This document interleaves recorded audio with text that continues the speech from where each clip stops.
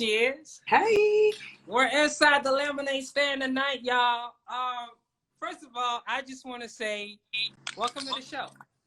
Thank you for having me. Thank you for thinking that I am worthy to be a guest. Well, stop playing, man. Listen, you're really doing the damn thing. And one of the things I was saying about why I really started this live show was because I feel like a lot of times, you know, we have a tendency to like celebrate people who are like far off and people that we barely even know.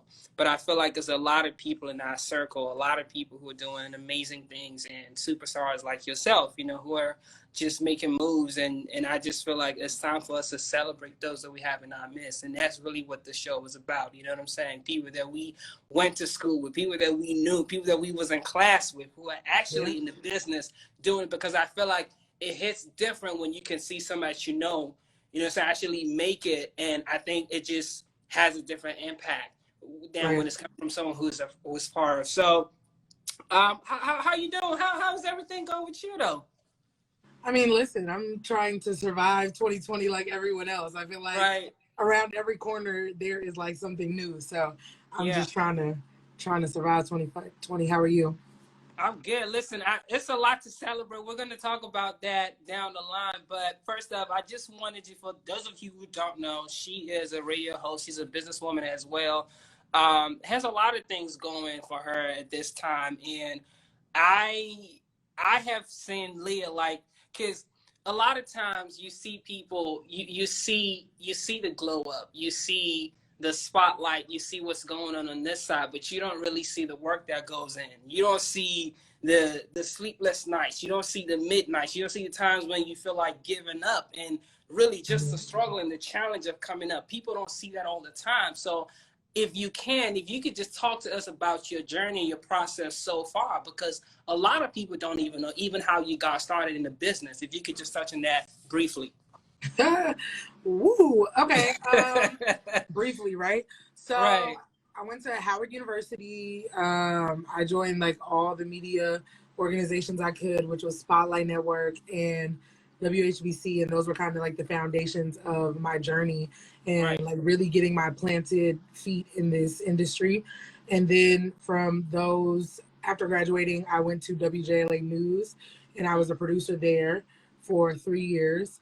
And maybe within the first like 6 to 8 months there is when I started my relationship with Radio 1, which is where I work now. But I started going into the local morning show for KYS at the time, and I was just kind of lending my services for free.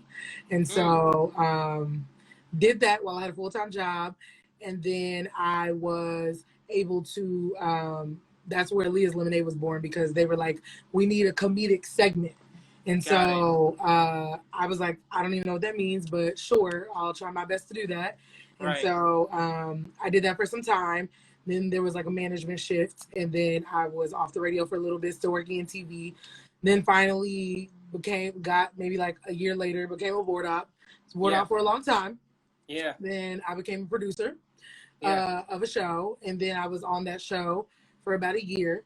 And then through that is kind of how I've cultivated my own brand, leaving that show and then coming to like my own thing. So that's a very brief and not very detailed way of kind of understanding my journey. It sounds to me like all along you had a vision. You had a plan of, or at least you had a vision of where you wanted to be. And even starting at how you said that you came to the radio station and you were just lending your services for free.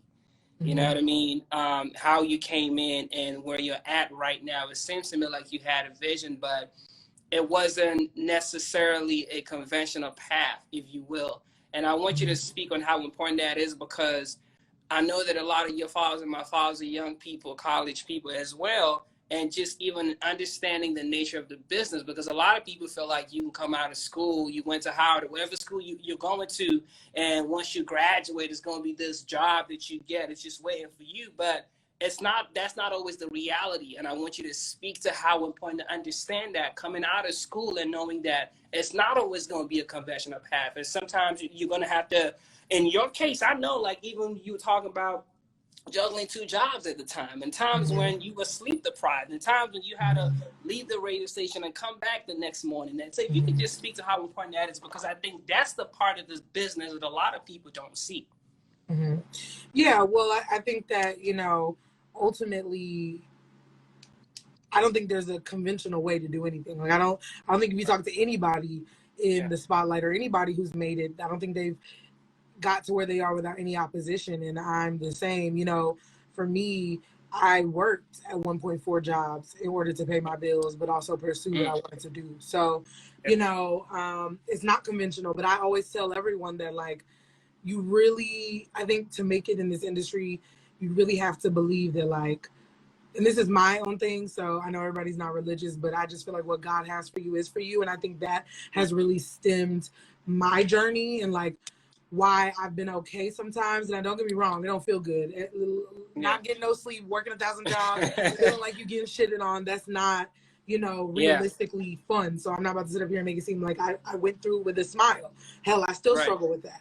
But I think that, you know, ultimately, when you feel like you're doing something that's going towards your passion, or you're doing something that's going to pay off, you then realize that all comes with it. So I just say to people, don't compare yourself. We grow up in this, like, Instagram where everybody's trying to watch what everybody else is doing and everyone broadcasts their wins, right? But, like, we never really broadcast our L's. No one talks about, you know, sleeping in cars. Like, when I was doing them jobs, I was sleeping in my car, just trying to get a couple of minutes of sleep before going job to job, just to say, oh, I'm doing radio too. And, you know, like, when I worked in TV, they didn't care that I had another radio job and that I was on the radio doing Leah's. They didn't care. It was like, you come here and do what you gotta do at 3 a.m. Figure it out. Like, so again, everyone's journey is different, and I think that we get so caught up in comparing and looking at someone you admire sometimes and thinking that it's supposed to look like that. But you know, we all have those sacrifices that we make in order to pursue what we want to do, and it's not always the pretty presented Instagram presentation that we get online. Yeah, I want you to talk about, since that you are a fellow Bison, I want you to speak on how that really helped your whole process, you know, because I knew you at the radio station. That was kind of like how we met, and even up until this time, we just really had that great relationship all along. So I want you to speak to how important that is, even to your process and your journey, how that prepared you for what you're doing right now. Because I think speaking on how important our HBCUs are is something that we need to do consistently as much as we can. Yeah. Well, I mean, Howard shaped me into the woman I am, period. And that's just the bottom line. I think Howard in general prepares all of his students, whether you're at a radio station or not. I mean, you get a lot of no's at Howard. And so if you can use those no's to, you know, make the situation work for you, I think that's one of the main things Howard taught me. You got slapped with a lot of no's, whether it was just trying to get financial aid the next school year, or trying to finesse like how you was gonna stay in your dorm from semester to semester. But, like, those things really taught you tenacity, finesse, and, like, sometimes that's what you need in this industry. You need finesse. You need the backdoor alley-oop. You need somebody who's gonna look out for you on the side. You need to know how to code switch and have these conversations, or you need to know how to look in the room, observe, and pick the important person in the room that you really need to connect with. Like, all of those things are super essential into, like, my industry, and I'm sure other industries, but those are the things that particularly helped me. As far as WHUR, I feel very indebted because it gave me my foundation to radio and what it was like.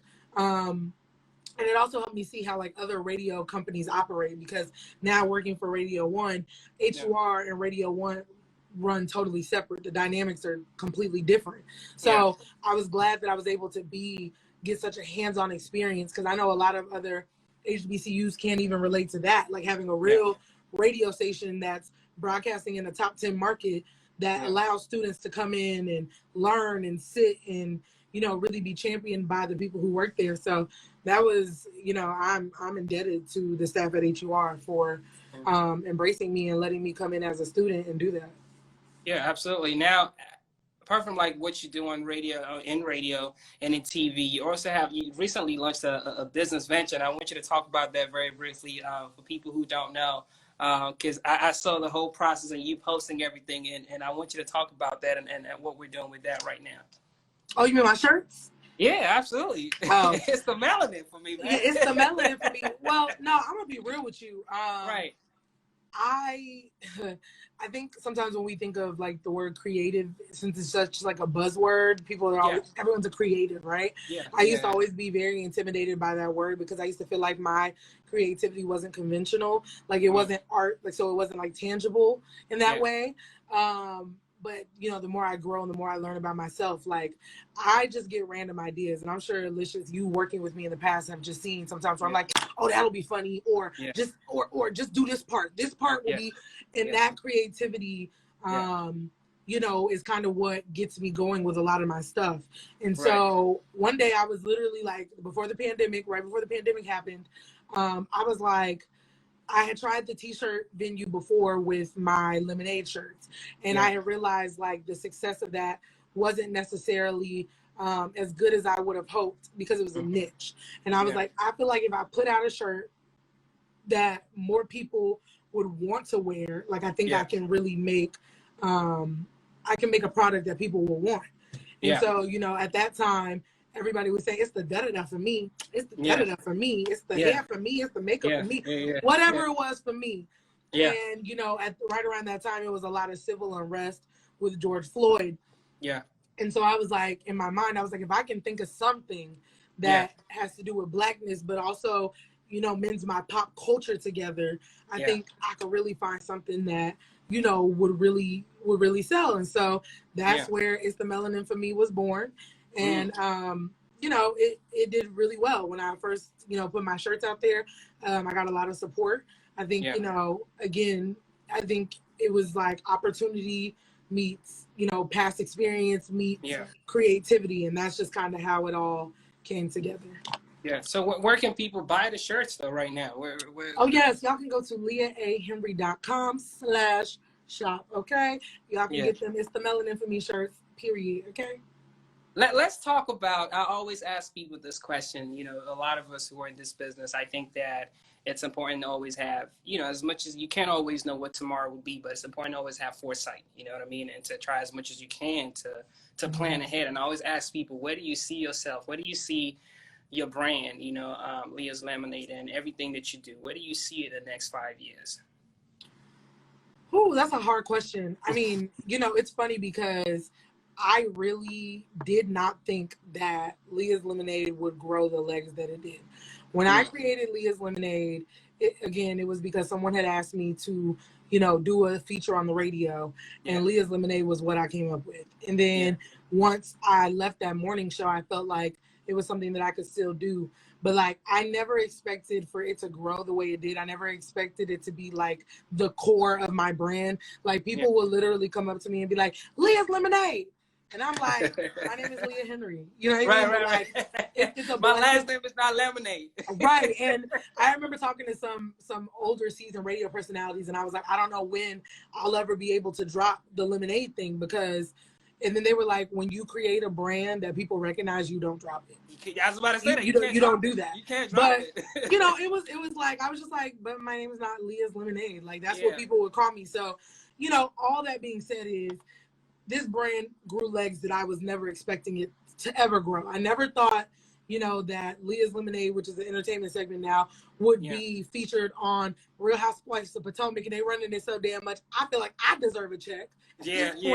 But like, hey, we're gonna copyright that, Joe. We're gonna copyright that. Oh, honey, it's in process. If you try to, guess whose name is under it. Listen, I was about to say that. Guess whose name is under it? Okay, honey. I'm about this business. I'm about this business. Don't sleep. It's on the way. But no, yeah, with all that being said, is this just like, you know, this brand has grown legs that I would have never anticipated. So with all that being said, like, I genuinely don't want to even limit God or myself to put what I think, because what I think has always been outdone. So 5 years from now, I'm just hoping that wherever it is, God is in it, and whatever it is, it exceeds and blows my mind in every way. Because, I mean, thus far it has. I didn't think when I made that 4 or 5 years ago that it would be a logo, that it would be, you know, featured on these TV shows, that it would be on the Shade Room. I didn't think, you know what I mean? Like, I didn't think my face with lemons on it, behind it would be where it is. But ultimately, like I said, I'm not even going to take a second to limit what God can do because he's done so much with the brand. So 5 years, I'm just praying God is in it, and it's still blowing my mind. Yeah. Now I want, because I know you're on air. Like, when can we tune in? When can we listen on the radio station? So every other Sunday, I'm on 93.9 WKYS, 2 to 7. And then I'm always doing my interviews, my Leah's Lemonade interviews just periodically. I slowed down for a while just because I had a lot of transitions in my job. So I had slowed down quite a bit, but I have some interviews coming up in a little bit. So just be on the lookout. Just make sure you're following. Yeah, absolutely. Now, here's the thing, and I'm not just saying this to size you or anything, but one of the things I always tell people is in this life, like, delay is never denial. Like, you know what I'm saying? What you put out in the world is what you get back. You know what I'm saying? And you talking about even just the whole brand exceeding your expectations, I always talk about it because I'm going to always say that I knew part of the work that went in. I knew when she was trying to produce a show and then trying to be on air at the same time. I knew we talked, offline about some of the challenges that you faced in the process as well. But one thing that I can say for you is you never took no for an answer.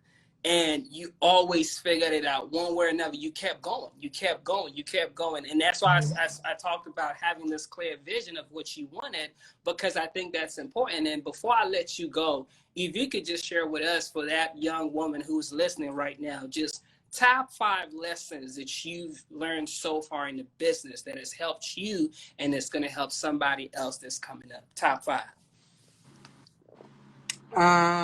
Your journey is your journey. No one else's. Your journey doesn't look like anybody else's. I say that all the time just because, again, my story is such an anomaly that it's unheard of for a girl straight out of college to get a producing job in a top 10 market television station. Unheard of to be on the radio at 23 years old on a morning show, just because it's unheard of.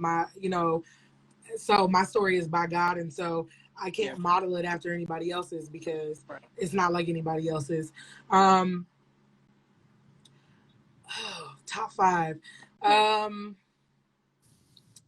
guess to your point, don't take no for an answer. Like, there's a way to get in the room, and I just think that you have to work really hard and be tactful about the way that you do it. But I do think that, if you really want something, no matter the cost of suffering, you'll continue to do so if you want it. If it's really your passion, you'll pursue it no matter what. And it don't always feel good, because I can tell you that right now. It don't. But that's the reality of this business. Have a circle of people who really really mess with you, and not, because I think a lot of people in this industry are very fake and are very pretentious. And I think one of the reasons that I've been so favored and why my career looks the way it looks is not because I'm just this great person or this great talent. I think it's because I genuinely try in every interaction to be real. I genuinely try to do my best to be nice and to be real, and I try not to be fake. And I also have a group of people around me who support me, who really want the best for me, who will really put a good word in, who will really speak highly of me in rooms that I'm not in. And those are just as important as you being a good person, because it's hard to be a good person in a corrupt business. Right. Absolutely. So, and I'm trying to think of 2 more, child. You should have told me, so I could have really thought about it. That's the whole point of Live with Lysious. We'll put you on the spot. Okay. Listen. 2 more. Oh, one of the biggest lessons I've learned: put everything in writing. Have everything in writing. People will sell you dreams in this industry. People will make you think that what they say is bond and what they believe is true. And the reality is nah, people in this industry will tell you whatever they can to get you to do whatever they would like. And that just might be it. Yeah. So I've learned, it's nice when people can say that they're going to give you nice things, but until you see it in writing, or until you have a contract, or until you have a job offer, people telling you stuff is just hearsay. Probably the biggest thing I've learned. And also go with your gut. I think that's my last one. I think, you know, in general, people sometimes know that they felt like something wasn't right, or maybe, you know, you would be the difference or that opportunity because it's you. And I realized, like, nah, go with your gut. What you know is what you know, and don't question that. Yeah. What I was going to ask you this. You've done a lot of great interviews, in my opinion. Like, what would you say was one of your favorites so far that you've done? So I'm still in awe at the fact that I got to interview Master P, because that's just like, I mean, he's legendary. Like, I think when Master P like is long and gone, people will know. You know, people will really give him his flowers, but he deserves his flowers. So that just is like very, very historic to me. So, but I think my interview with Sammy was just so rated X that it was so funny. That's probably one of my favorites. It was so unconventional. And I like to make celebrities feel like they're normal people. So hearing things about people just always, you know, I enjoyed that. I was watching the one with Romeo, and he was like, "What do you want to ask?" You said, "Why you say it like that? You said like I'm being intrusive or something like that." Like, yeah, like what you mean? Like, people always think I'm out here trying to get the tea, the lemonade. No, I have questions. I'm truly inquisitive. Like, I'm a nosy person, like, genuinely. Like, there's sometimes I think about stuff and I'm like, I just want to know. I'm very inquisitive.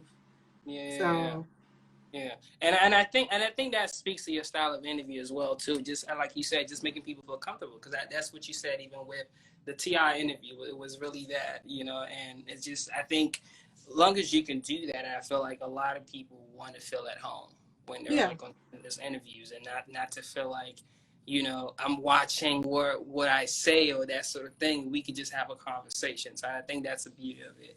Listen, I really wanted to thank you again for coming on the show.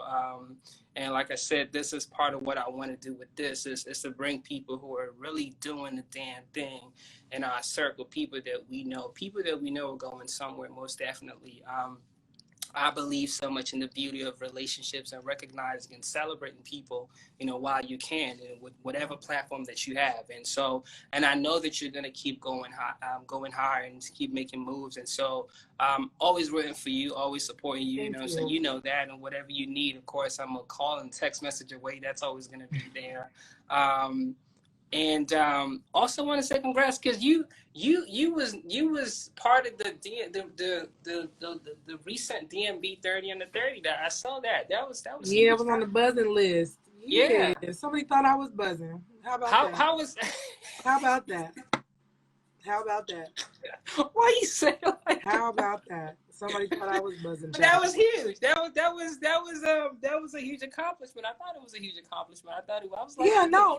I'm very honored. I'm very, very honored. I be thinking like, me, I'd be minding my business, but I appreciate y'all for thinking that, you know.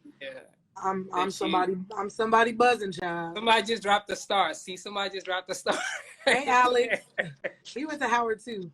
Right. No, but really, Leah, thank you so much for coming on, and keep doing what you're doing. Keep pushing, keep going. We're always rooting for you.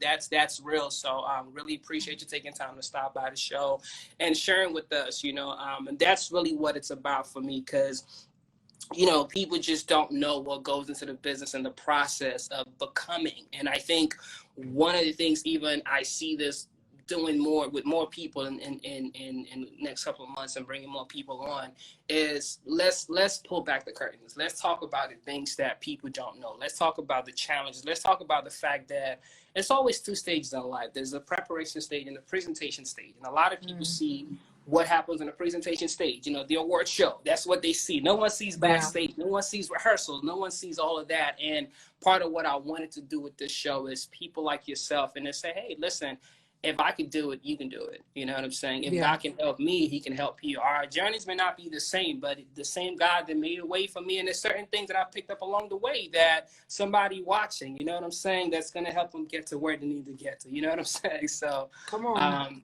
Thank you so much. Really appreciate you, Leah. Like, thank you. Yeah, no, thank you. Thank you for asking me. Like I said, I be minding my business, so I appreciate it.